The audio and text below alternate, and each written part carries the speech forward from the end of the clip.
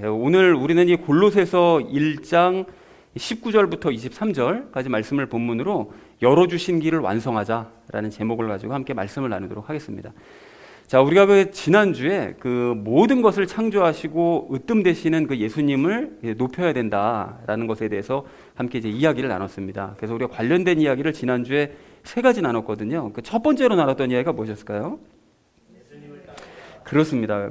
지난주 그 본문 말씀을 보니까 그 예수님께서는 으뜸이 되시고 그 모든 것에 앞서신 분이시다라고 이제 성경에서 말씀을 하셨습니다.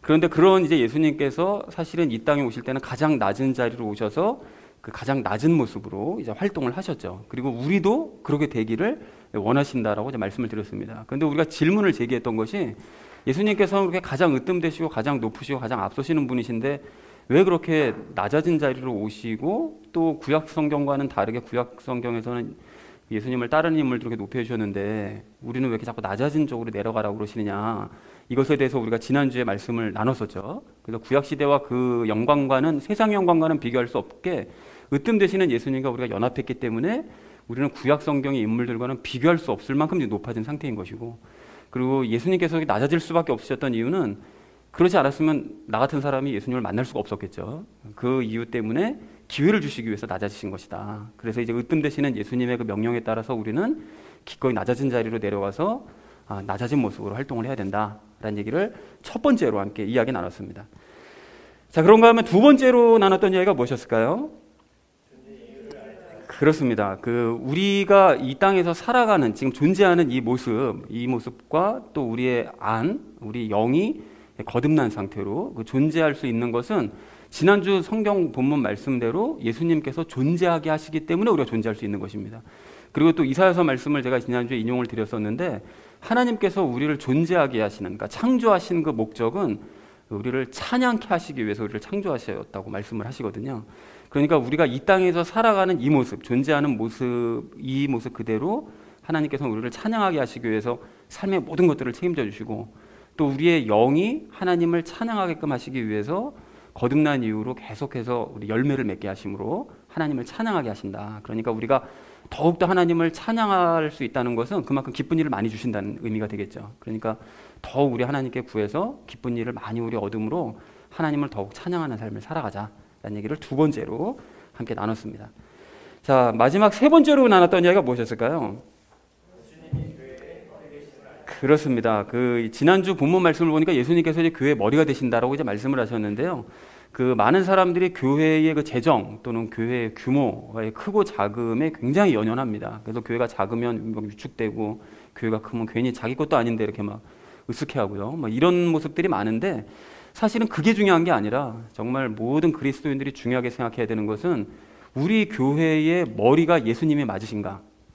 이것을 확인하는 것이 이게 너무나 중요하다고 그랬습니다. 그리고 그것을 우리가 믿고 확신을 한다면 도리어 작음에 감사해야 된다고 말씀을 드렸었죠. 왜냐하면 초대교회는 모두가 다 작은 그런 교회들이었었으니까요. 그리고 작은 교회가 큰 일을 했었으니까요. 그래서 우리가 예수님의 뜻대로 살고 있는지 그것을 늘 확인하자라고 말씀을 드렸고요. 그리고 또 교회와 나 자신의 미래에 대해서 걱정을 할 필요가 없다. 왜 그러냐면 예수님께서 우리의 머리가 되시기 때문이라고 이제 말씀을 드렸었죠. 그래서 모든 것을 예수님께 맡기면 된다고 말씀드렸습니다. 자, 사랑하는 우리 나눔 있는 교회 성도님들 모두는 으뜸 되신 예수님을 머리로 모시고요. 그 존재의 이유에 따라서, 우리가 존재하는 그 이유에 따라서 그 낮은 마음으로 살아가시는 저와 여러분 되어주시기를 다시 한번 주님의 이름으로 간절히 축원드립니다. 지난주는 이제 모든 것을 창조하시고 모든 것에 처음 되신 예수님에 대해서 설명을 했다면, 이번 주는 하나님과 우리를 이제 화해시키시고 우리를 이제 거룩하게 만들어 가시는 그 예수님에 대해서 설명을 하고 있다는 것을 먼저 이제 확인하시고 오늘 본문을 보시면 더 이해하시기가 좀 쉬우실 것 같습니다. 자, 그래서 오늘 본문의 이제 전체 주제는 이것이 되겠는데요. 열어주신 길을 완성하자가 이제 오늘의 주제가 되겠습니다. 이것이 왜 주제가 되는지는 이야기 나누면서 함께 확인하도록 하겠습니다. 자, 그래서 먼저 19절 말씀 우리 함께 읽도록 하겠습니다. 시작. 아버지께서는 그분 안에 모든 충만히 거하는 것을 기뻐하시고 라고 말씀하시는데요. 그 모든 충만히 거하는 것을 기뻐하신다라는 것은 하나님의 생명과 능력이 예수님 안에 늘 충만하게 거하고 계시니까 그 예수님 안에 있는 우리가 그 모든 것들을 충만하게 누리기를 이제 기뻐하신다라는 것이죠. 우리 하나님께서는. 자, 그래서 19절 전체 의미를 이렇게 정리할 수 있겠습니다. 성부 하나님께서는 예수님 안에서 모든 것이 충만케 되는 것을 기뻐하신다라는 것이 이제 19절의 의미가 되겠습니다. 자, 이어진 20절 말씀 우리 함께 읽도록 하겠습니다. 그분의 십자가의 피를 통해 화평을 이루사 그분으로 말미암아 모든 것들이 즉 내가 말하노니 그분으로 말미암아 땅에 있는 것들이나 하늘에 있는 것들이 자신과 화해하게 하셨느니라 라고 말씀합니다. 좀 말씀이 길어서 이제 뒷부분 말씀을 제가 잘라서 정리를 했는데요. 그 화해하게 하셨다라는 것은 예수님을 매개로 서로 이제 화해하게 하셨다는 거죠. 하늘과 땅이 서로 이제 화해하게 하셨다라고 말씀하시는데, 땅에 있는 것들은 당연히 땅에 있는 인간들을 의미합니다. 그래서 땅의 인간들은 하나님이 이제 계시지 않는다고 이제 무시를 하거나 또는 하나님을 아는 사람들조차도 하나님을 원망하면서 늘 불평을 하며 살았지만, 그 예수님께서 행하신 일이 무엇인가, 십자가에서 행하신 일이 무엇인지를 깨달은 이후에는 이제 하나님과 화해하게 되었다라는 의미입니다. 그리고 하늘에 있는 것들이라는 것은 하나님을 포함한 그룹과 천사들, 그 케루빔과 스랍들과 천사들, 그 모든 것들은 땅의 인간들을 원수처럼 여겼었죠. 하나님도 그러시고 그룹들도 그렇고요. 워낙 이제 악하게 사니까 원수처럼 여겼지만 예수님께서 행하신 일을 보면서 인간들과 화해하게 된 것입니다. 그러니까 예수님께서 그 모든 인간들을 대신해서 죄의 값을 치르셨기 때문에, 충분하게 치르셨기 때문에 그것을 보고 인간들과 화해하게 되었다라고 말씀하시죠. 자, 그래서 여기 이제 화해하게 하셨다라고 되어 있는 것을 이해할 수 있는데, 여기서 좀 한 가지 해석상 주의할 것이 있습니다. 이게 무엇인가 하면, 예수님께서는 하나님의 그 충만한 사랑에 따라서 십자가에서 이제 피를 흘리셔서 그 아브라함과의 언약을 일방적으로 지켜내신 거예요. 우리가 예전에 말씀 나눴던 것은 아브라함과의 언약, 또 모세를 통한 백성들과 하나님과의 언약을 예수님께서 피를 흘리셔서 그 모든 것들을 지켜내셨는데, 그것은 이제 예수님 편에서 지키신 것입니다. 그러니까 예수님께서 사실 길만 열어놓으신 상태라는 거예요. 이게 무슨 소린가 하면, 진정으로 하나님과 이제 화해가 이루어지려면 인간 측에서 응답이 있어야만 한다는 거죠. 그러니까 하나님께서는 항상 그러시거든요. 그러니까 서로 사랑해라, 서로 용서해라 말씀하시지, 일방적으로 사랑해라, 일방적으로 용서, 이렇게 말씀하신 적이 한 번도 없습니다. 우리가 그걸 분명하게 알아야 되는 거죠. 그래서 하나님께서 화해의 손길을 내미셨을 때 그 화해의 손길을 붙잡을지 말지는 인간 측의 결정입니다. 그러니까 그 응답이 있어야 되는 거죠. 그러면 그 응답이 무엇이냐, 이것에 대해서는 잠시 후에 이제 나누는 시간 갖도록 하겠습니다. 자, 그래서 20절 전체 말씀을 이렇게 정리할 수 있겠는데요. 예수님은 십자가의 피를 통해 하늘과 땅의 모든 것들을 서로 화해하게 하셨다라는 것이 20절을 정리한 내용이 되겠습니다. 자, 이어진 21절 말씀 우리 함께 읽도록 하겠습니다. 한때는 너희가 사악한 행위들로 인해 멀리 떨어져 너희 생각 속에서 원수가 되었으나 라고 말씀합니다.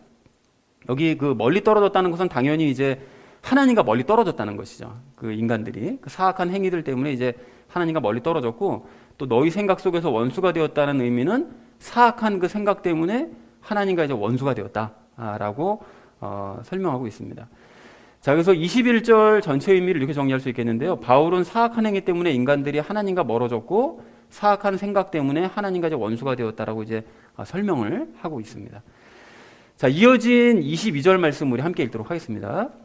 이제는 그분께서 죽음을 통해 자기 육체의 몸으로 화해를 이루사 너희를 그분의 눈앞에서 거룩하고 흠없고 책망할 것이 없는 자로 제시하려 하셨으니 라고 말씀합니다. 여기 그분의 눈앞에서, 하나님의 눈앞에서 거룩하고 흠없고 책망할 것이 없는 자로 이제 예수님께서 우리를 제시하신다고 말씀을 하시는데, 여러분, 예수님의 그 죽음의 의미를 깨닫고 믿는 사람의 그 영은요, 그러니까 전체가 아닙니다. 그 사람의 그 영은 거룩하고 흠없고 책망할 것이 없어지는 것이 맞아요. 그런데 실제 삶까지 그렇게 되진 않죠. 그러니까 우리가 영은 그렇게 바뀌었는데 우리의 겉의 삶, 그러니까 그 혼은 아직까지 그렇게 거룩해 하고 뭐 흠없고 책망할 것이 없어질 정도가 된 것은 아닙니다. 그래서 삶까지 우리가 거룩하고 흠없고 책망할 것이 없는 자가 되도록 예수님께서 길을 열어두신 거예요. 길을 열어두셔서 그렇게 되려면 또 우리 측에 이제 응답이 있어야 되는데, 그것에 대해서도 우리가 잠시 후에 이야기를 나누도록 하겠습니다. 자, 그래서 22절 전체 의미를 이렇게 정리할 수 있겠는데요. 예수님께서는 죽음을 통해 화해를 이루셨고, 우리를 하나님의 눈앞에서 거룩하고 흠없고 책망할 것이 없는 자로 이제 만들어 가신다라는 것이, 영은 그렇게 이미 만들어졌고 혼은 그렇게 만들어 가시는 거죠. 그렇다는 사실을 확인할 수가 있겠습니다. 자, 마지막 23절 말씀 우리 함께 읽도록 하겠습니다. 만일 너희가 믿음 안에 거하여 터를 다지고 정착해서 너희가 들은 복음의 소망에서 떠나지 아니하면 그리하시리라. 그 복음이 하늘 아래에 있는 모든 창조물에게 선포되었으며 나 바울은 그 복음의 사역자가 되었노라. 말씀이 길어서 이것도 역시 잘랐습니다. 그래서 이 위에를 보시면 믿음 안에 거하여 터를 다지고 정착한다는 것은 그 예수님의 믿음을 갖는 것이 아예 습관화되도록 만든다라는 것이죠. 우리의 삶에서 그걸 습관화되어서라는 의미가 되겠고, 복음의 소망이라는 건 뭘까요? 그 예수님을 닮는 소망이라고 항상 말씀을 드리고 있습니다. 그리고 그렇게 예수님을 닮는 소망을 가지고 이 땅에서 살아가다 보면 장차 먼 미래에 우리가 새 예루살렘에 들어갈 것을 소망하게 되는 그 소망을 품게 될 수가 있는 거죠. 자, 그래서 소망에서 떠나지 아니하면이라고 말씀하시는데 이게 너무 감사한 것이 무엇인가 하면 그 완성하면이 아닙니다. 우리가 예수님을 닮는 것을 완성해야만 하나님께서 그렇게 인정해 주시겠다, 이게 아니라 우리가 소망을 품는 것을, 담고자 하는 소망을 버리지만 않으면, 그걸 끝까지 우리가 붙들고만, 포기하지 않고 붙들고만 있으면이라는 것이 전제 조건이죠. 그렇게만 하고 있으면 예수님을 닮도록 우리를 이제 만들어 가신다라는 것을 확인할 수가 있습니다. 자, 그리하신다라고 되어 있는데요. 이것도 역시 거룩하고 흠없고 책망할 것이 없는 자로 우리를 이제 만들어 가실 것이다 라고 이제 말씀하고 있습니다. 자, 그리고 그 23절 하반부 말씀을 이제 보시면 하늘 아래에 있는 모든 창조물에게 선포되었다고 이제 말씀하고 계시는데, 사실은 지난 6절 말씀과 이제 일맥상통하는 내용인데요. 지난 6절에서도 이제 바울이 얘기하기를 복음이 이제 온 세상에 전파되었다라고 이제 말을 합니다. 그런데 사실은 온 세상에 전파된 건 아니죠. 엄밀하게 따지면. 그래서 이제 복음이 온 세상에 전파되진 않았지만 그 약간의 그 과장법을 사용해서 퍼질 만큼은 충분히 퍼졌다라고 지금 말씀하고 있습니다. 자, 그래서 23절 말씀 전체 의미를 이렇게 정리할 수 있겠는데요. 만일 너희가 예수님의 믿음을 습관화하고 예수님 닮기를 포기하지만 않는다면 하나님께서는 너희를 거룩하고 흠없고 책망할 것이 없는 그런 사람으로 이제 만들어 가실 것이다 라는 것이 23절의 의미가 되겠습니다. 그리고 나 바울은 이 복음을 온 세상에 선포한 사역자다라고 말씀하고 있습니다. 자, 그래서 오늘 본문 말씀을 이렇게 정리할 수 있겠는데요. 성부 하나님께서는 예수님 안에서 모든 것이 충만하게 되는 것을 이제 기뻐하셨기 때문에 예수님께서는 당신의 피로 하늘과 땅의 것들을 서로 이제 화해시키셨고요. 그리고 예전에는 그 사악한 생각과 행동으로 하나님과 멀어지고 원수가 되었었던 우리였지만 그 우리의 영은 이제 예수님의 피로 말미암아 거룩하고 흠없고 책망할 것이 없는 자가 되었다라는 거죠. 하지만 우리의 혼은 아직까지 완전히 변화되지 않았으므로 예수님의 믿음이 우리가 습관화되어지고 예수님을 닮고자 하는 소망을 버리지만 않는다면 실제로 이제 그렇게 될 것인데, 거룩하고 흠없고 책망할 것이 없는 그런 우리의 혼으로 이제 거듭나게 될 것인데, 바울은 이러한 복음을 온 세상에 전파했다라는 것이 오늘 전체 본문 말씀의 내용이 되겠습니다. 그래서 오늘 본문 말씀도 여러분 가만히 생각해 보시면 예수님께서 피를 통해서 우리의 영을 거룩하게 만드셨지만 아직까지 혼은 그렇게 바뀌지 않았기 때문에 믿음이 정착이 되어야만 한다라는 이 영과 혼에 관련된 이 두 가지 이야기를 하고 있다는 사실을 우리가 꿰뚫어 볼 수가 있습니다. 오늘 본문 말씀을 통해서. 자, 그래서 오늘 본문 말씀을 이렇게 좀 중간 정리를 해볼 수가 있을 텐데요. 예수님께서는 두 가지 길을 사실 열어놓으신 것입니다. 첫 번째는 하나님과 인간이 서로 화해하는 길을 열어놓으신 거죠. 일방적으로 먼저 화해의 손길을 내미셨고, 그것을 우리가 이제 붙잡는, 그 믿음으로 붙잡는 사람들, 그 길을 열어놓으셨고, 또 인간이 예수님을 닮는 길을 또 열어놓으신 거예요. 구원받은 사람에게 완전하게 완벽하게 만들어버리신 것이 아니라 길만 열어놓으셨습니다. 그래서 인간 측에서 응답이 있으면 예수님을 닮아갈 수 있도록 만들어 놓으신 거죠. 이 두 가지 사실을 오늘 본문 말씀을 통해서 확인할 수가 있다는 것입니다. 자, 그런데 이것이 실제로 이제 나에게 적용이 되려면 응답을 해야 되는데, 그럼 그 응답이 뭐냐? 방금 얼핏 그 힌트를 드렸죠. 말씀을 드렸죠. 근데 여기 한 가지 먼저 좀 확인할 것이 넘어가 버렸네요. 자, 근데 이거 예수님의 부족함이 있다는 뜻이 아닙니다. 예수님께 하신 일이 부족하다는 뜻이 아니라 서로를 원하시기 때문에 예수님께서 그렇게 길을 열어두셨다는 거죠. 그래서 예수님께서 행하신 일에 대한 나의 응답은 믿음입니다. 믿음. 믿음을 가져야만 아까 전에 제시하신 그 길을 우리가 이제 그 완성을 할 수가 있다는 거죠. 그래서 영의 구원을 위해서 행하신 일, 즉 예수님께서 피를 흘리셨다는 사실을 그 아브라함과의 언약, 또 모세와의 언약에 의해서 피를 흘리셨다는 사실을 우리가 믿어야 하나님과 화해할 수가 있게 되는 거죠. 진짜로. 그것이 길만 열어두신 거니까 화해의 손길을 붙잡으려면 믿어야 됩니다. 그리고 또한 우리가 혼의 구원을 이루어가기 위해서, 그러니까 예수님을 닮기 위해서는 그것도 역시 믿어야 되는 거예요. 그러니까 예수님께서 그 일을 이루어 가실 것을 믿는 사람만이 거룩한 삶을, 거룩한 모습으로 변화되어 갈 수 있다 라는 사실을 우리가 확인할 수가 있습니다. 그래서 우리가 확인하셔야 될 것이 무엇인가 하면 그 얼마 전에 하나님의 왕국에서 살려면 두 가지 믿음이 필요하다고 말씀을 드렸는데, 하나님의 왕국에 일단 들어가려면, 즉 구원을 받으려면 믿어야죠. 그리고 하나님의 왕국에서 살아갈 때도 역시 믿음을 가지고 살아야 됩니다. 그러니까 하나님 왕국에서 살려면 두 가지 믿음이 필요하고, 그래서 로마서에서도 말씀하시잖아요. 복음은 믿음에서 믿음까지가 제시되어 있다라고 말씀하시는 것도 역시 예수님을 믿는 믿음과 그 이후로는 예수님의 믿음으로 살아가는 그 믿음. 그러니까 성경에서는 항상 이 두 가지를 그 보이게끔 써 놓으셨는데 보이는 사람만 보이는 거죠. 그러니까 볼 수 있는 사람만 눈에 보이는 것입니다. 그러니까 두 가지 믿음이 항상 제시되어 있다라는 사실을 확인하시면 좋을 것 같습니다. 자, 그래서 이것을 이제 확인하시는 상태로 나머지를 이제 삶에 적용하면서 이야기를 나눌 텐데, 그래서 오늘 결론을 다시 한번 말씀드리면, 그 열어주신 길, 방금 말씀드렸던 그 열어주신 길을 우리가 어떻게 하면 완성할 수 있을 것인가, 이것을 삶에 적용하면서 함께 이야기 나누도록 하겠습니다. 예수님께서 열어주신 길을 완성해야 될 우리가 오늘 그 첫 번째로 함께 나눌 이야기는 화해를 이루자라는 것입니다. 여러분 오늘 20절 말씀을 좀 다시 한번 보십시오. 20절 말씀 보시면 예수님께서는 당신의 피로 하늘의 것들과 땅의 것들을 화해하게 하셨다라고 이제 말씀을 합니다. 자, 그러면 그 예수님의 피로 그럼 어떻게 해서 화해를 하게 하셨다라는 것이냐? 이것은 우리가 지난 14절을 설명할 때 이미 다 말씀을 드렸어요. 그죠? 그래서 14절을 말씀을 제가 설명을 드릴 때 그 로마서 3장 25절에 피를 믿는 믿음, 그것을 인용을 해서 그것과 관련돼서 이제 설명을 하면서 아브라함과의 언약, 또 모세를 통한 하나님과 백성과의 언약, 그것을 지키시기 위해서 예수님께서 이제 피를 흘리셨다. 이거를 설명을 드렸다라는 것이죠. 자, 그런데 그 방금도 말씀드렸던 것처럼 예수님께서 이렇게 이제 피를 흘리신 것은, 언약을 지키시기 위해서 피를 흘리신 것은 이제 당신의 입장에서 일방적으로 하신 일이었고, 그것이 실질적으로 각 사람에게 적용이 되려면, 나에게 적용이 되려면, 내가 정말로 그래서 하나님과 화해하고 정말로 구원을 받으려면 내 입장에서 응답을 해야 되는데, 그 응답이 아까 전에 뭐라고요? 믿음이라고 말씀드렸었죠. 자, 그러니까 예수님께서 그 언약 때문에 피를 흘리셨다라는 사실을 믿어야 된다는 것입니다. 그래야 진짜로 하나님과 내가 화해를 하는 것이 가능해진다는 거예요. 자, 그런데 여러분 이 과정을 한번 여러분 잘 생각해 보십시오. 이 과정을 생각해 보시면, 만약에 내가 아브라함과 하나님과의 그 언약을 맺으셨던 이 이야기를 내가 만약에 모르고, 무슨 일이 있었는지 전혀 모르고, 또 하나님께서 모세를 통해 백성들에게 피를 뿌리시면서 언약을 맺으셨다는 이 사건, 이 내용을 내가 전혀 몰랐다면, 그리고 무엇보다 예수님께서 이 두 가지 언약, 아브라함과 맺으셨던 언약과 모세를 통해서 백성과 맺으셨던 이 언약이 사실은 예수님께서 십자가에서 피를 흘리신 이 사건과 관련이 있다는, 그러니까 연결되어 있다는 이 사실을 내가 이해를 하지 못했다면, 그렇다면 예수님께서 행하신 일을 정말로 믿을 수가 있을까요?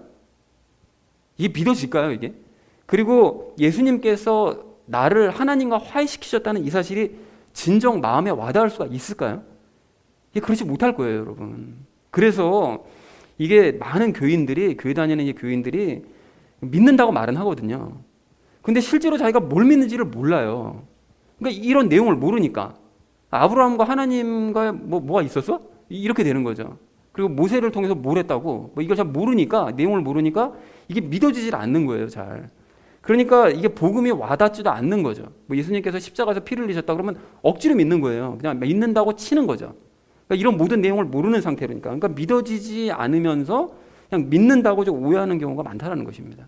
그리고 그렇기 때문에 말씀을 제대로 알고 그것이 무슨 의미를 가지는지를 바르게 깨닫고, 깨달은 것을 서로 연결지어서 이거 바르게 이해하는 거, 이것은 진짜 믿음을 갖기 위한 이게 필수적인 작업이라는 것입니다. 그러니까 다시 말씀드려서, 말씀을 읽지 않고 그래서 말씀을 바르게 깨닫지 못하고 이게 서로 연결되지 않으면, 그러면 그 사람은 이게 무엇을 믿어야 되는지를 사실은 모르는 상태고, 그걸 모르기 때문에 그 믿음이, 자신이 지금 갖고 있는 믿음이 진짜 믿음일 수가 없다라는 것입니다. 이래서 말씀이 중요한 거예요.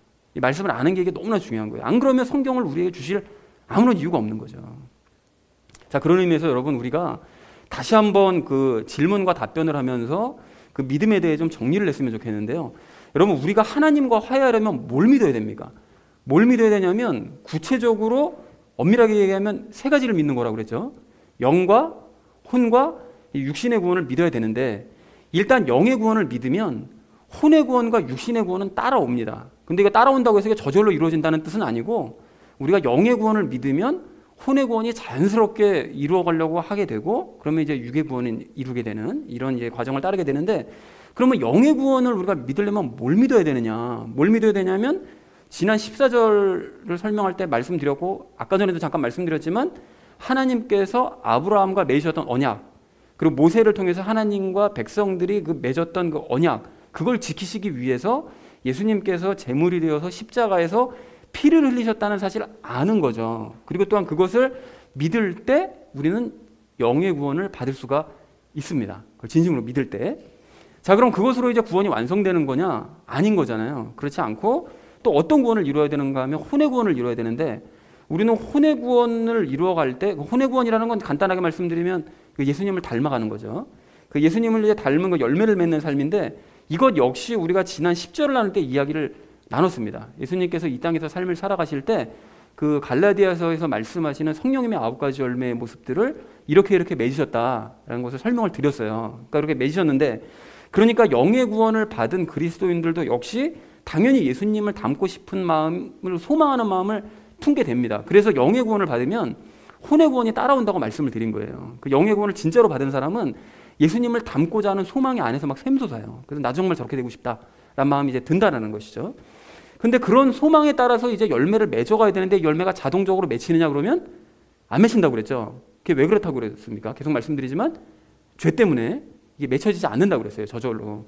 그래서 우리가 필요한 게 무엇이라고 그랬는가 하면, 뭐가 필요하죠? 뭐가 필요합니까? 죄를 이기기 위해서, 죄는 믿음 없음, 불신이니까, 불신의 마음이니까 반대로 우리가 믿음을 가져야 되는 거죠. 믿음을. 그러니까 예수님의 믿음이 그래서 필요한 것입니다. 그래서 죄의 회방이 있을 때마다 자꾸 믿지 못하게 하고, 너는 예수님을 절대 닮을 수 없어, 닮기는커녕 너는 구원도 받지 못한 자야, 자꾸 이렇게 우리를 회방하고 미혹을 자꾸 할 때, 그때마다 예수님께서 나를 통해 열매 맺어 가실 것을 믿으면서 구하고, 그렇게 죄가 유혹할 때 죄를 따라가는 것이 아니라 성령님을 따라가는 거죠. 성령님의 말씀을 선택하면서 살아갈 때 우리는 점차 열매를 맺어갈 수 있는 것이다 라고 말씀을 드렸습니다. 그리고 이 모든 것들이 사실은 성경 말씀을 통해서 우리가 다 알게 된 것들이에요. 그죠?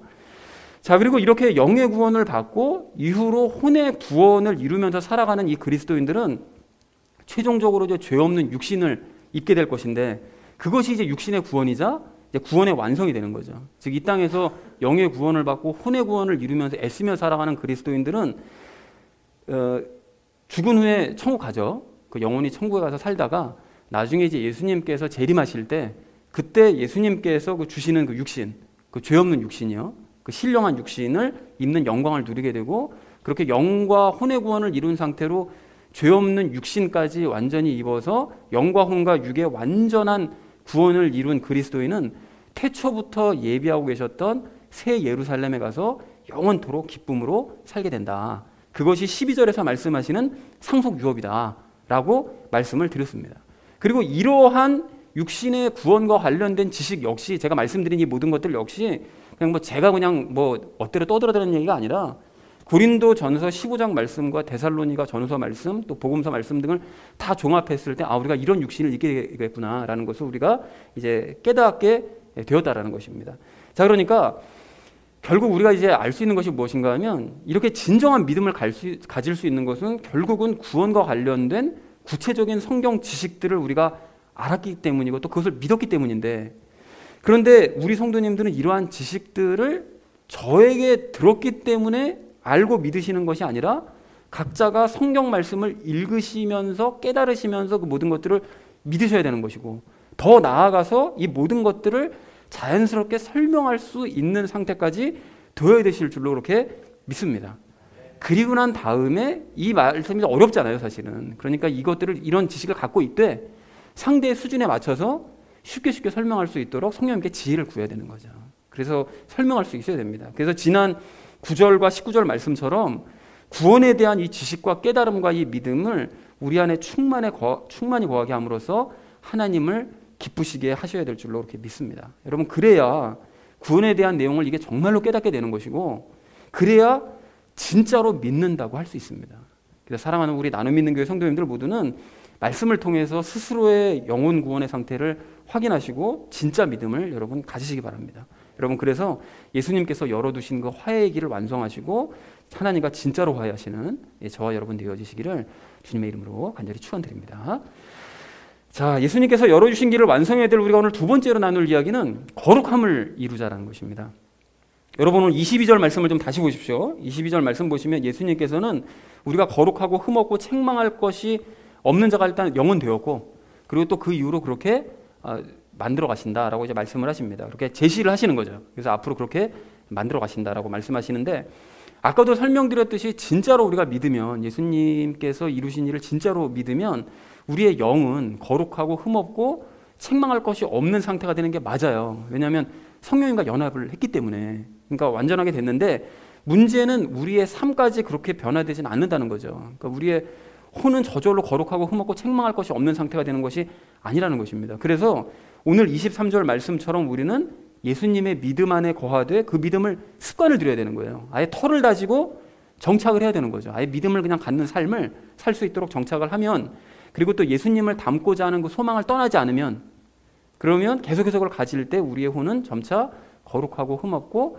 책망할 것이 없는 상태로 변화될 수 있다는 것입니다. 그러니까 우리가 일상의 삶을 살아갈 때 늘 예수님과 함께 부단히 믿음을 훈련하는 연습을 해야 되는 거예요. 그래서 아예 습관을 들여야 된다는 거죠. 사실 가만히 생각해 보면 살아가실 때 여러분, 이거 안 될 거야, 이게 될 리가 있어?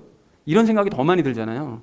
근데 그걸 점점 버려가고, 이거 돼, 이거 예수님께서 하실 거야, 이거 라는 생각을 가져서 아예 습관이 돼야 된다는 것이죠.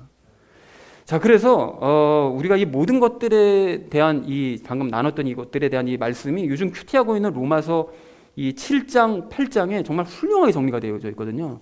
그래서 우리가 오늘 이 로마서 7장, 8장이 너무나도 중요한 말씀인데, 그 7장, 8장 말씀을 좀 정리하면서 혼의 구원과 관련된 것을 싹 한번 정리를 좀 했으면 좋겠습니다. 말씀을 이용해서요.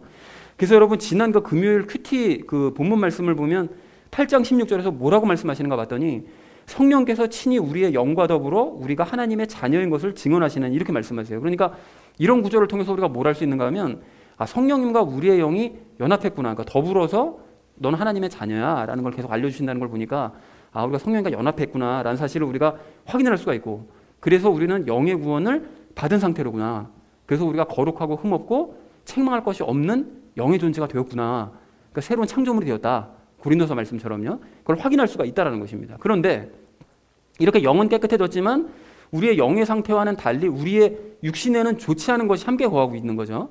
그래서 그걸 어떻게 할 수 있는가 하면 로마서 7장 18절 말씀을 보니까 이렇게 말씀하세요. 내 안에, 곧 내 육신 안에 선한 것이 거하지 아니하는 줄을 내가 아노니 라고 말씀하고, 그 선하지 않은 것이 뭔가 봤더니만 그 실체가 7장 20절에 기록되어 있어요. 내가 원치 아니하는 그것을 내가 행하면 그것을 행하는 자가 더 이상 내가 아니요 내 안에 거하는 죄니라.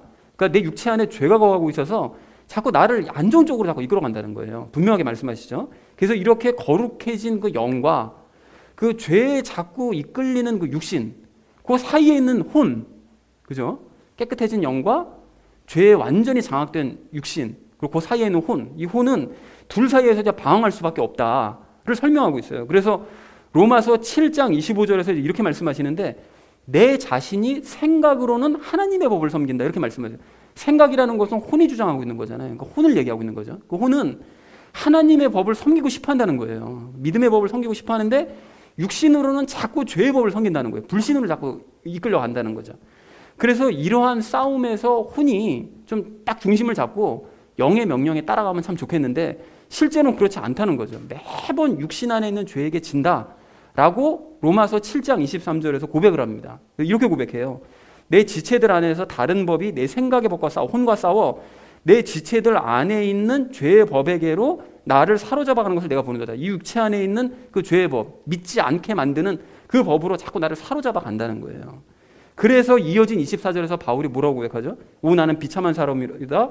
이 사망의 몸에서 누가 나를 건져내랴. 그러니까 이렇게 우리의 혼이 자꾸 죄의 유혹을 받아서 자꾸 지기 때문에, 번번이 그 혼이 그 죄의 유혹에 져서 자꾸 거룩한 열매를 맺지 못하기 때문에 거룩하고 흠없고 책망할 것이 없는 열매를 맺기 힘들므로 나는 정말 힘들다, 난 정말 괴롭다 라고 바울이 고백하더라는 것입니다. 자, 그러면 이렇게 자꾸 혼이 그 죄의 유혹에 따라서 자꾸 지니까, 그래서 거룩한 열매를 맺지 못하니까 그럼 포기해야 되느냐? 절대로 그럴 수 없다고 얘기해요. 그래서 바울이 8장 11절에서 이렇게 선포하죠. 만일 예수님을 죽은 자들로부터 일으키신 분의 영께서 너희 안에 거하시면 그리스도를 죽은 자들로부터 일으키신 분께서 너희 안에 거하시는 자신의 영을 통해 너희의 죽을 몸도 살리시리라. 그러니까 성령님이 너희 안에 거하시는 것이 맞다면, 그것이 분명하다면 그리스도를 죽음에서 부활시키신 우리 성부 하나님께서 너희의 죽을 몸, 가망성 없는 너희의 육신과 너희의 혼까지 능히 살리실 수 있다라고 선포를 하더라는 것입니다. 그러니까 자꾸 혼이 죄에게 진다고 그래서, 매번 진다고 그래서 너희가 주눅들지 말고 절망하지 말고, 성부 하나님께서는 죽은 자들을 일으키실 수 있는 분이시므로 분명히 너희의 혼도 부활시키실 수 있어, 일으키실 수 있어, 승리하게 하실 수 있어 라고 자신감을 가지라고 선포하더라는 것입니다. 그리고 구체적으로 어떻게 행하라고 말씀하는가를 8장 13절에서 보니까 너희가 육신을 따라 살면 죽을 것이로되 성령을 통해 몸의 행실을 죽이면 살리라. 즉 죄가 혼을 자꾸 유혹해서 열매 맺지 못하게 할 때 의지적으로 믿음을 갖게 해달라고 자꾸 성령님께 구하면, 그렇게 지속적으로 죄를 따르려는 그 몸의 행실을 죽여나가면 우리의 혼은 살아날 수 있고 열매를 맺을 수 있다라고 설명을 하더라는 것입니다. 이것이 이제 로마서 7장 8장을 정리한 내용이라는 거예요. 혼은 이미 영혼 구원은 받았지만 혼이 자꾸 왜 그러면 그 거룩한 열매를 맺지 못하느냐에 대해서 설명한 것이 로마서 7장과 그것의 구체적인 방법이 8장에 기록이 되어져 있다는 것이죠. 그래서 우리 온 몸의 구조를 바울이 아주 자세하게 설명을 해놓은 것이고, 이것을 우리는 바르게 지금 이해하고 있는 상태라는 거예요. 자, 그리고 이 모든 것을 이제 축약한 말씀이 오늘 23절 말씀이에요. 즉 믿음 안에 거하여, 너희가 믿음 안에 거하여 털을 다지고 정착해서, 그러니까 믿음을 아예 습관화되어서 죄에게 자꾸 지지 말고 성령님께서 이끄시는 대로 자꾸 너희가 믿음을 가지고 그걸 습관을 들이면, 그리고 예수님을 닮고자 하는 소망에서 너희가 떠나지 않으면, 즉 계속해서 그 소망을 가지고 너희가 죄와 싸워 나간다면, 그러면 우리는 반드시 거룩하고 흠없고 책망할 것이 없는 열매를 맺을 수밖에 없다 라고 오늘 정리를 하더라는 것입니다. 자, 그러니까 무엇을 알 수 있는가 하면, 여러분 영의 구원을 받은 사람은 이렇게 혼의 구원을 이루기를 소망하며 살 수밖에 없다는 거예요. 그러니까 영의 구원을 받은 사람이 오늘 그 로마서 7장 8장과 같은 그런 그 7장의 그 갈등이 없다면 마음에, 뭐 열매 못 맺으면 어때, 구원 받았는데, 이게 거짓말입니다. 그 사람 구원 못 받은 사람이에요. 그러니까 반드시 영의 구원을 받은 사람은, 실제로 정말 진짜로 믿게 된 사람은 이렇게 바울처럼 나 정말 왜 이렇게 혼의 구원이 안 이루어지지라는 것 때문에 갈등하고 괴로워하는 이런 마음이 있어야 당연하다는 거예요. 그리고 그것을 방법을 찾아 나가게 되는데 성령님을 이끄심대로 따라가다 보면 열매를 맺어가는 이런 모습을 이제 보일 수밖에 없게 된다는 것입니다. 자, 그렇기 때문에 이렇게 혼의 구원을 이루려면 이런 영적인 원리들을 알아야 되는 거죠. 그죠? 그리고 이러한 원리들을 알려면 당연히 말씀을 봐야만 함을 알 수 있습니다. 그러니까 다시 말씀드리면 말씀을 봐야만 우리는 구체적으로 죄를 이길 수가 있는 것이고, 죄를 이겨야 혼의 구원, 즉 열매들을 맺을 수 있게 된다는 거예요. 자, 그래서요 여러분, 말이 나온 김에 우리가 그 지난번에 나왔던 6절 말씀을 좀 다시 한번 올라가서 보실까요? 골로새서 1장 6절 말씀을 보시면 6절에서 뭐라고 말씀하시죠? 너희가 그것을 듣고 진리 안에서 하나님의 은혜를 안 그날부터 너희 안에서도 열매를 맺는다, 이렇게 말씀하세요. 그러니까 다시 말해서 골로새 성도들이 열매를 맺기 시작한 시점이 언제냐, 이걸 이제 얘기하는데, 그 시점이 언젠가 하면 말씀을 듣고 하나님의 은혜, 즉 연합의 비밀을 깨달은 바로 그날부터 열매를 맺기 시작했다는 거예요. 구원받은 그날부터 열매를 맺기 시작한 게 아니라 깨달은 그날부터 열매를 맺기 시작했다는 거예요. 자, 그럼 여러분 이상하지 않습니까? 아니 왜 구원을 받은 그날부터 자동적으로 열매가 안 맺어지고 이게 연합한 사실을 깨달은 그 시점부터 열매가 맺히기 시작한 것이냐? 방금 우리가 나눴던 얘기라는 거예요. 그게. 그러니까 열매를 맺으려면, 즉 혼의 구원을 이루려면, 거룩한 열매가 나오려면 방금 나눴던 그 원리들을 말씀을 통해서 깨닫고 실천을 해야 되는데, 골로새 성도들이 그걸 깨달은 거죠. 즉 죄를 이기는 방법을 말씀을 통해서 깨닫고 나니까, 아 이렇게 해야 내가 이게 열매를 실제로 맺을 수 있구나라는 걸 깨닫고 나니까, 그래서 실천을 하기 시작하니까 더 이상 죄에게 지지 말고 이제 성령님께서 이끄신 대로 믿음으로 내가 이룰 수 있다는 것을 자꾸 믿으면서 믿음으로 구하자, 이걸 깨닫고 실천하니까 비로소 열매가 맺히기 시작하더라는 것입니다. 그러니까 열매가 맺히는 건 여러분 구원받는다고 해서 바로 맺혀지는 게 아니에요. 이걸 깨달아야, 말씀을 알아야, 그리고 말씀을 바로 깨달아야 이 모든 것들이 실제로 이루어지기 시작한다는 것입니다. 6절 말씀이 정확하게 이해가 될 수가 있는 거죠.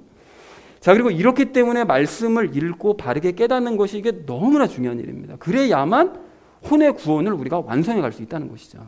그래서 사랑하는 우리 나눔 있는 교회 성도님들 모두는 말씀을 통해서 그 열매 맺는 원리들을 깨닫고 실제로 거룩한 열매들을 맺어가시기 바랍니다. 여러분 그렇게 하셔서 예수님께서 열어두신 이 혼의 구원의 길을 완성하는 저와 여러분 되어지시기를 주님의 이름으로 간절히 축원드립니다. 자, 예수님께서 열어주신 길을 완성해야 될 우리가 오늘 마지막 세 번째로 나눌 이야기는 전도하자라는 것입니다. 여러분 오늘 23절 말씀을 좀 다시 보십시오. 23절을 보시면 바울은 온 세상에 이 복음이 다 선포되었다고 얘기를 해요. 그리고 지난 6절에서 말씀했던 것처럼 당시에 그 하나님의 그 왕국 복음은 그 모든 곳에 그 똑같은 복음이 이제 널리 전파되었다라고 이제 지난 6절에서도 그렇게 얘기를 했습니다. 그리고 바울이 이렇게 이제 복음의 사역자가 되어서 그 온 땅에 복음을 널리 전파할 수 있었던 그 이유는 예수님께서 길을 열어주셨기 때문에 그랬던 것이었죠.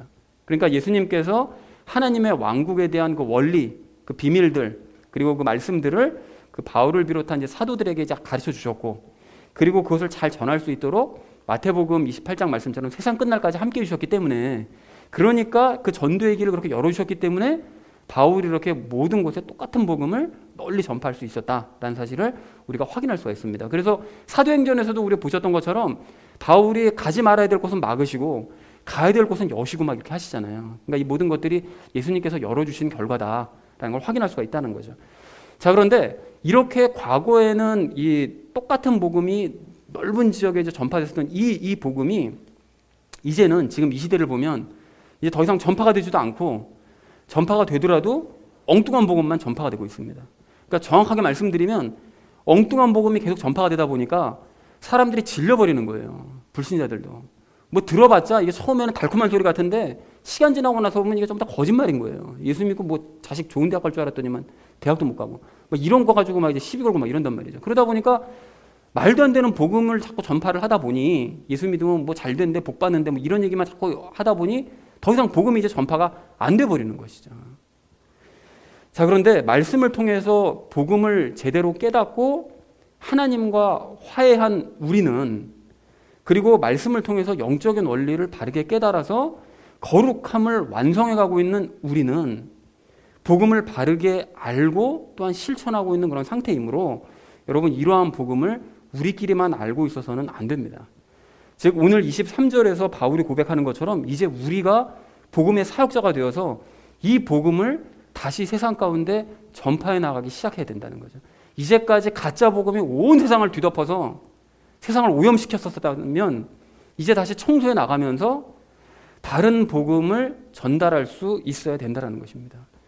자, 그리할 때 예수님께서는 바울을 비롯한 사도들에게 그러셨던 것처럼 우리를 더 가르쳐 주시고 세상 끝날까지 함께 해 주심으로써 길을 열어주시게 될 줄로 믿습니다. 여러분, 그래서 이와 관련된 좀 안 좋은 예를 드리려고 하는데요. 지난주에 제가 이제 너무 갑작스럽게 저희 아버지께서 돌아가셔가지고 참 힘든 시간을 보냈습니다. 그리고 그 목사로서 제가 그리스도인으로서 정말 부끄러운 얘기지만 저는 평상시에 아버지와 사이가 좋지 않았습니다. 좋지 않았어요. 그래서 저는 평상시에 이제 아버지께서 이제 돌아가신다고 해도 큰 감정의 동요가 없을 거야. 무덤덤할 거야. 차라리 잘 됐다고 생각할 거야. 이런 생각까지 했습니다. 자, 그런데 막상 아버지께서 돌아가시고 나니까, 그리고 생각지도 못하게 이제 갑자기 그것도 돌아가시고 나니까 너무나 가슴이 아프고 힘들더라고요. 너무 힘들더라고요, 진짜. 그래서 입관하는 그 과정과 또 화장하는 그 과정과 그 묘에 안치하는 그 모든 과정 중에 눈물이 안 날 수가 없는 거예요. 계속 눈물 흘리면서 그 모든 과정을 지켜만 보고 있었어야 됐는데요. 제가 그렇게 슬프고 힘들었던 이유는 인간적으로 아버지와의 헤어짐이 아쉬운 점도 물론 있죠. 그 부분도 있지만 제가 목사가 되어가지고 아버지에게 복음 한번 제대로 설명하지 않고 그대로 보내드린 게 이게 너무나 후회스러워서 그게 그렇게 가슴 아프고 괴롭더라는 거예요. 사실 예전에 한번 아버지에게 복음을 전하려고 한 적은 있었는데 그때 아버지가 거부하면서 들으려고 하질 않으시더라고요. 그래서 그 이후로 제가 그걸 핑계로 아버지께 복음을 전하지 않았어요. 그리고 사실은 이제 다른 한편으로는 막연하게 그래도 시간이 있어. 앞으로 또 이제 하나님께서 주시는 기회가 있겠지. 이게 막연하게 생각하면서 계속 미룬 거죠. 그러다가 이제 지난주에 갑작스럽게 그렇게 되고 나니까 이게 모든 것이 너무나 후회가 되고 이게 지금도 힘든 상태입니다. 자다가도 갑자기 막 벌떡벌떡 깨기도 하고 막 그래요. 그리고 앞으로도 계속 이게 언제까지 계속 될지도 모르겠어요. 그래서 여러분 저를 위해서 기도해 주셔야 됩니다. 빨리 회복될 수 있도록 여러분 기도해 주셔야 돼요. 근데 아마 이 좋으신 우리 하나님께서는 그동안 저에게도 그렇고 저희 아버지에게도 그렇고 계속 기회를 주셨을 거예요. 미처 그걸 깨닫지 못해서 그렇지. 근데 저나 아버지나 그걸 부지불식간에 계속 무시하고 있었기 때문에 아버지도 지금 뭐 말도 못하게 후회하고 계시겠죠.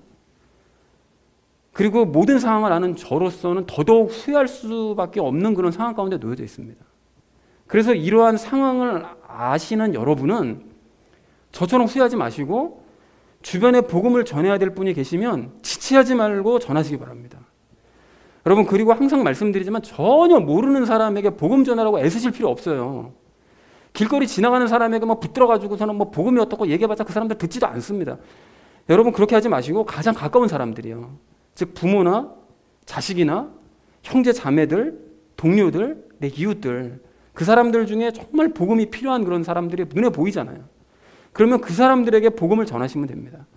그리고 그렇게 전하기 위해서는 여러분 말씀 읽으시고 말씀을 바르게 깨달으시고 예수님과 함께 훈련하면서 죄를 이기는 삶을 살아내시고 에바브라처럼 전하게 하심을 따라 전할 수 있도록, 잘 설명할 수 있도록 예수님과 함께 그 모든 일들을 연습해야 될 줄로 믿습니다. 그래서 우리가 본업에 충실해야 되는 이유가 바로 여기에 있어요, 여러분. 이것만 해도 할 일이 지금 태산이라는 것이죠. 복음을 몰라서 전하지 못했다면 그나마 모를까. 다른 복음을 우리가 알고 있으면서도 그걸 전하지 않아서 기회를 놓친다면 그것은 너무나 가혹한 고통으로 돌아온다는 것을 저를 교훈 삼아서 깨달으시고 실천해 가시기 바랍니다. 사랑하는 우리 나눔 있는 교회 성도님들 모두는 충만함을 기뻐하시는 하나님의 뜻에 따라서 순종하시기 바랍니다. 여러분, 그렇게 하셔서 다시 한번 이 복음이 온 세상에 충만케 만드시는 저와 여러분 되어주시기를 주님의 이름으로 간절히 축원을 드립니다. 자, 이제 말씀을 정리합니다. 예수님께서 행하신 일들을 확인하면서 오늘도 우리는 이 세 가지 이야기 나눴는데요. 그 첫 번째로는 화해를 이루자고 그랬죠. 그 말씀을 모르면서 그 예수님께서 말씀을 모르면 예수님께서 무슨 일을 행하셨는지를 모른다고 그랬죠. 그러면 모르면 당연히 뭐 믿을 수가 없는 거죠. 뭐 안다고 할지라도 그것은 바른 믿음일 수가 없게 되는 것이겠죠. 그래서 영혼 육의 구원과 관련된 말씀들을 우리가 깨닫고 설명을 할 수 있도록 한번 해보자. 그래야 우리가 진짜로 깨달은 것이고 진짜 믿는 거다. 그럼으로써 우리가 하나님과 진짜로 화해하자라는 얘기를 첫 번째로 나눴고요. 그 두 번째로는 거룩을 이루어가자고 그랬습니다. 그러니까 믿음을 습관화하면서 우리가 소망을 잃지 않으면 그 혼의 구원을 이뤄갈 수 있다고 그랬죠. 그래서 우리가 이것에 관련된 이야기를 로마서 7장, 8장 말씀을 가지고 우리가 정리를 해봤습니다. 그래서 이러한 원리들을 우리가 깨달아야 비로소 우리가 열매를 맺을 수 있다는 것이죠. 그러니까 우리가 바르게 알아야 되고 그렇게 함으로써 실제로 거룩해져 가자라는 얘기를 두 번째로 나눴습니다. 그리고 마지막으로는 전도하자고 그랬는데요. 다른 복음을 아는 상태로 침묵하지 말고 전하자고 그랬습니다. 그러니까 기회가 있을 때 전하지 않으면 후회할 수밖에 없다. 그러니까 예수님과 함께 전함으로써 이 복음이 진짜 우리가 알고 있는 이 진짜 복음이 세상 가운데 퍼져가게 하자라고 말씀을 드렸습니다. 그래서 사랑하는 우리 나눔 믿는 교회 성도님들 모두는 길을 열어두신 예수님께 믿음으로 응답하셔서 그 길을 완성해 가시는 저와 여러분 되어주시기를 주님의 이름으로 간절히 축원을 드립니다. 우리 함께 기도하겠습니다.